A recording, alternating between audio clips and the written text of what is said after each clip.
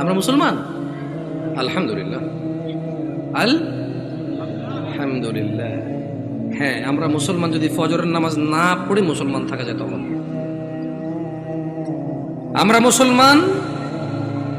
যদি শুক্রবারে 8 দিনে 2 রাকাত নামাজ পড়ে থাকা যায় তাহলে আমরা মুসলমান। দিনে 17 রাকাত, সপ্তাহে 5-7-35 ওয়াক্ত পড়ে যদি মুসলিম হতে হয় আমরা ওই মুসলমান না। ওই ইসলাম অনেক কঠিন। একটু বাচ্চা কাচ্চাগুলোকে যদি একটু শান্ত হতে বলা যায়, তবে কেউ ধমক দেওয়ার দরকার নয়। ছোট ভাই শোনো, তোমরা হ্যালো, ছোট ভাই তোমাদেরকে বলছি, এই ছোট ভাই তোমরা তোমরা এইভাবে চিল্লাচিল্লি করিও না, কেমন?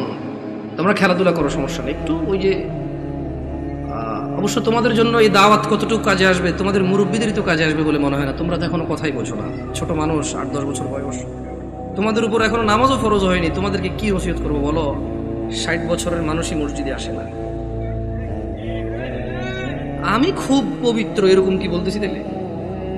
না, বলবে যে উনি তো এমন ভাবে কথা বলতেছে মনে হয় জান্নাতের সার্টিফিকেট নিয়ে আসছে। না, আমাকে এখানে আপনারা নিয়ে আসছেন কথা বলার জন্য। আর আমার কথা বলার আন্দাজ হচ্ছে যে সামনে যারা আছে তাদেরকে নিয়ে কথা বলবো। এর মানে এই নয় যে আমি এখান থেকে বাইরে আছি, আমি নিজেকে সহযোগ করে কথা বলবো। কেমন?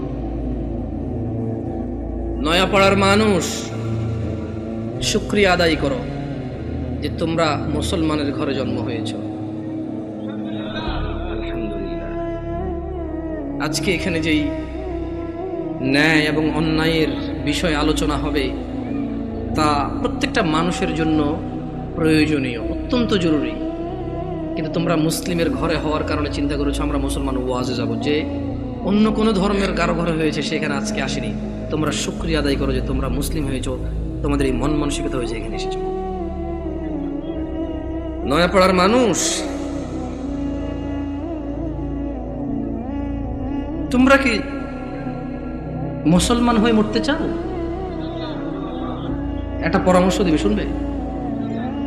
দেখো, আমার এখনো দাড়ি পাকে নাই, আমার জুব্বও বেশি ঢিলে ঢালা না, যেহেতু আমি চিকন চাকন মানুষ, বেশি ঢোলা ঢালা জিব্বা পড়তে হয় নাই। আমার বয়সটা খুব বেশি, তবে মরার বয়স হয়ে গেছে আলহামদুলিল্লাহ। যেদিন যে জন্ম নেই ওই দিন তার মরার বয়স হয়ে গেছে। মানে যে বাচ্চা এই মাত্র ভূমিষ্ঠ হলো জীবিত, তার মরার বয়স হয়ে গেছে, বুঝছে না? বুঝে নাই? সেই হিসেবে আমারও মরার বয়স হয়ে গেছে, কম হয়নি বয়স।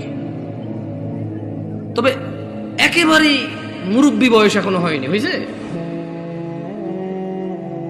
যদি কেউ তোমাদেরকে বলে তোমরা শুধু শুক্রবারের নামাজ আদায় করে মুসলিম হয়ে আল্লাহর সামনে দাঁড়ানোর পরে আল্লাহ এটা গ্রহণ করবে, সে তোমাকে ভুল শিক্ষা দিচ্ছে।